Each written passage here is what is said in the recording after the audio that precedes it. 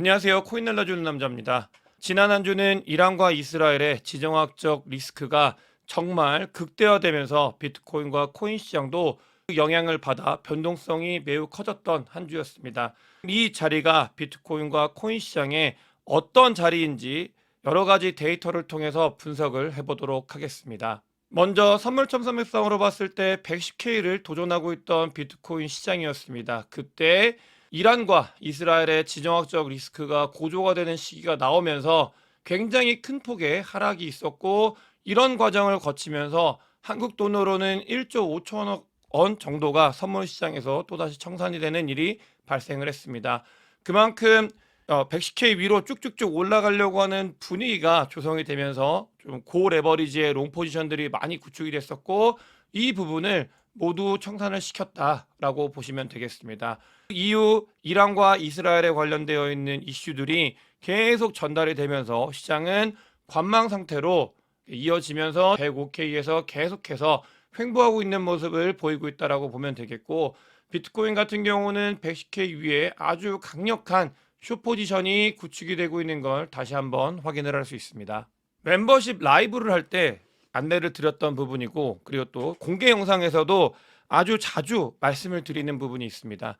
매크로를 볼 때 매우 중요하게 봐야 되는 미국제 10년물 국채 금리 가격을 봐야 되는데, 4.5%를 살짝 넘었던 시기가 있었습니다. 그러면서 이 위험성이 올라간다, 이 부분이 어떤 식으로든 시장에 전달이 될 가능성이 있는데, 사실 어떤 식으로든이 전쟁에 준하는 이런 형태로 나타날 거라고는 생각하지 못했지만, 우리가 앞으로도 이 미국채 10년물 금리 가격이 4.5% 이상 위로 올라갈 때는 항상 이런 지정학적 리스크뿐만이 아니라 무언가 트럼프의 입에서 등등등 여러 가지 이슈를 통해서 이걸 낮추기 위한 그런 움직임들이 발생할 가능성이 있다라는 걸 이번 사태를 통해서도 다시 한번 확인을 할 수 있었고, 앞으로도 그런 것들을 보며 우리가 투자에 임해야 되겠습니다. 지정학적 리스크가 확대가 되면서 4.5%를 넘었던 미국채 10년물 금리 가격 같은 경우는 급락을 하면서 4.3%까지 내려갔었습니다. 하지만 그 뒤에 관망세가 이어지면서 다시 국채금리 가격은 상승한 모습을 보이고 있고요. 전쟁에 준하는 무언가 일어난다고 해도 미 국채 금리가 내려가지 않는 굉장히 스티키한 상태에 이르렀다라는 걸 확인을 할 수 있고, 이 부분은 미국채 수요를 늘리기 위한 연준과 미 재무부의 무언가 일어나야 되는 그런 임계점에 가까워지고 있다라는 것들도 암시하고 있기 때문에 정말 앞으로 이 부분을 잘 트래킹을 해야 된다라는 말씀을 드리고 싶고, 동시에 지난주에는 CPI 발표가 있었습니다. CPI 발표가 예상치보다도 하회하는 2.4%가 나오고, 코어 CPI 또한 낮게 나오면서 이제 인플레이션이 좀 잡혀가고 있고 연준이 금리 인하하는 거에 대한 부담감이 많이 덜어지겠다라고 시장에서 이야기가 돌았었는데, 이란과 이스라엘의 이 준전쟁 상황, 굉장히 고조되는 상황이 이어지면서 국제유가가 급등한 모습을 확인할 수 있습니다. 거의 배럴당 55불까지 내려갔던 국제유가가 급등을 해서 70불 이상으로 올라가게 됐고, 이 부분은 단기적이었으면 좋겠다는 생각을 좀 가지고 있는 게, 국제유가 같은 경우는 미국의 인플레이션을 낮출 때 가장 큰 역할을 했었기 때문에 이게 다시 내려왔으면 좋겠다 하는 생각을 가지고 있다.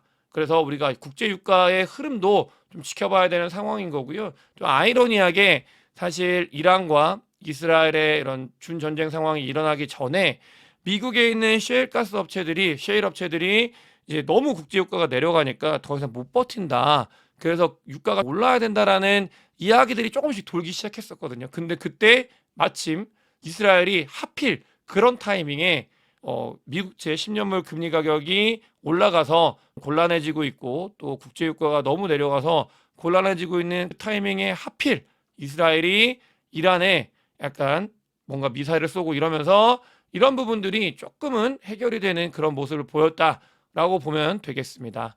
코인 유튜버를 오래 하다 보니까 세상 모든 게 다 음모론 쪽으로 보여가지고 제 관점에 대해서 잠깐 흘리듯이 말씀을 드렸고요.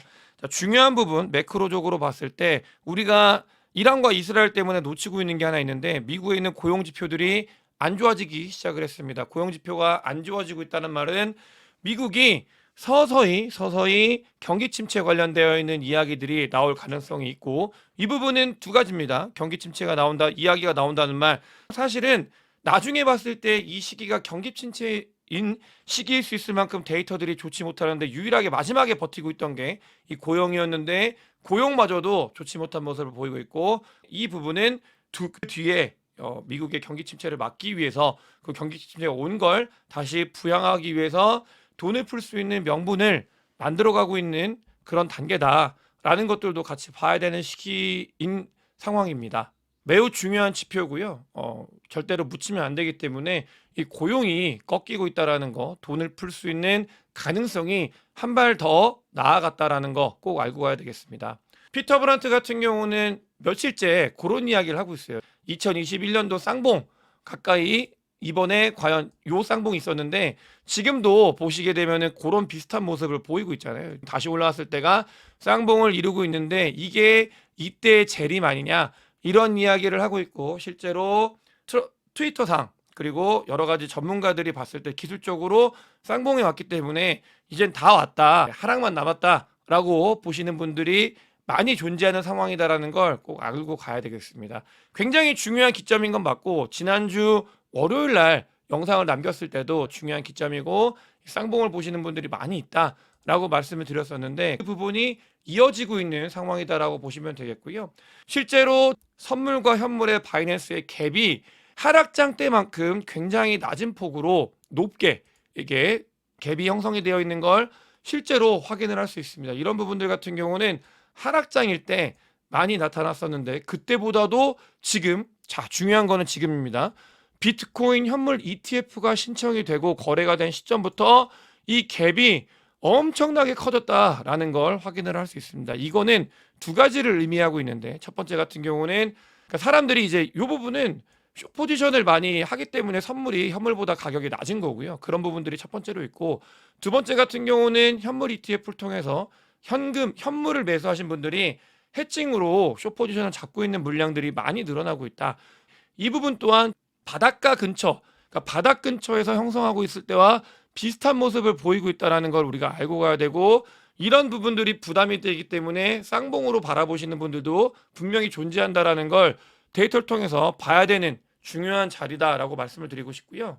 다만 아까 위에서 말씀을 드렸던 지표는 그게 전환이 되면, 위로 올라가게 되면 상승을 일으키는 모멘텀이 될 수도 있기 때문에, 그러니까 앞면이 있고 뒷면이 있다, 이런 부분들은 잘 챙겨가야 되는 부분이고, 저는 개인적으로 다른 데이터를 봤을 때 과연 지금이 쌍봉일까 하는 약간의 의구심은 가지고 있습니다. 그 이유는 이번에 중동 이슈가 발생을 하면서 비트코인 현물 ETF의 순유입은 늘어만 났다라는 것들을 볼 수 있는 자료가 있습니다. 비트코인 현물 ETF는 매수가 더 우위에 있는 시장이었었고요. 누군가는 매도를 했지만 이 리스크 때문에, 중동에 대한 공포감 때문에 던졌지만 누군가는 잘 받았다. 근데 받은 쪽이 블랙록 쪽에서 굉장히 많이 받아갔고, 오히려 지정학적 리스크가 커졌을 때 더 많이 매수한 걸 확인을 할 수 있고요. 또 다음으로 비트코인을 축적해 가고 있는 월렛들도 보시게 되면 이 지정학적 리스크가 확산이 됐을 때 전부터 비트코인을 압도적으로 계속해서 모아가고 있는 모습을 보이고 있는 상황입니다. 그러니까 비트코인을 던지는 이벤트가 발생을 했을 때 밑에서 위로 받는 게 아니고요. 그 던져지는 걸 밑에서 싼 가격에 잘 받아먹고 있다라는 걸 볼 수 있는 자료고, 짜오장퐁도 트위터를 날리면서, 그러니까 이런 이야기를, 얘가 잘 보시면은, 그러니까 불장 초입 때, 그러니까 불장이 되려고 하는 느낌이 있을 때 이런 이야기를 굉장히 많이 하는데, 그러니까 호드라는 게 중요하다, 이런 이야기를 몇 번씩 전달을 하고 있습니다. 저는 짜오장퐁이 그러니까 바라보는 뷰나 시장을 볼 때 데이터를, 저희가 모르는 데이터도 굉장히 많이 가지고 있겠죠. 그런 것들을 봤을 때 왜 이런 이야기를 하는지 실제로 우리가 좀 지켜봐야 되는 중요한 이야기였다라고 생각을 하고 있고, 실제로 글로벌 M2 통화량으로 봤을 때도 아직 글로벌 M2 통화량의 비트코인은 90% 가까이 추종을 하고 있는데, 글로벌 M2 통화량이 늘어나고 있고 또 늘어날 일만 있다라는 것들이 앞으로 펼쳐질 비트코인의 미래에 우리가 그릴 수 있는 그림이지 않을까라는 생각을 가지고 있다라고 보시면 되겠고, 또 구체적으로 라울 팔이 제시하는 글로벌 M2와 비트코인의 방향성을 봤을 때 우리가 가야 되는 방향은 지금까지 요렇게 왔고요. 요렇게 왔고 우리가 가야 되는 방향은 여기다. 라는 것들을 암시하고 있다라는 걸, 시기다라는 걸 알았으면 좋겠고 2021년도 쌍봉이 발생했을 때 그때는 글로벌 M2 통화량이 감소하던 시기였습니다. 굉장히 매크로 환경이 다른 상황에서의 쌍봉이다라는 걸 꼭 알았으면 좋겠다. 그리고 중요한 부분, 리테일도 고래도 바이낸스에 비트코인을 넣지 않고 있습니다. 이건 구조적인 변화일 수도 있는데 중요한 부분은 뭐냐? 우리가 2024년도에 굉장히 긴 조정장, 굉장히 아팠던 시기 거의 끝물대를 보시게 되면 요때가 끝물이죠. 요 끝물대를 보시게 되면 리테일도 고래도 비트코인을 바이낸스에 보내지 않는 시기가 어느 정도 있었습니다. 근데 그 시기의 모습보다도 오히려 더 덜 보내고 있는 모습을 보이고 있다. 뒤에 상승이 나왔기 때문에 과연 이런 움직임이 다시 한번 반복이 될지를 지켜보면 좋은 자리, 정말 중요한 자리다라고 말씀을 드리고 싶고 비트코인과 알트코인은 고통을 받고 있는 게 맞습니다. 왜냐? 과거 사이클이었으면 이미 불장이 시작이 되면서 모두가 조금 즐겁고 행복하게 사실은 불장 때 더 돈을 못 버는 그런 게 많이 있긴 하지만 어찌됐든 간에 올라가는 거 이런 것들을 봐야 되는 시기가 이미 과거 사이클을 놓고 보면 지났는데 그때 오히려 조정이 나왔다가 다시 올라가고 있는 모습을 보이고 있다.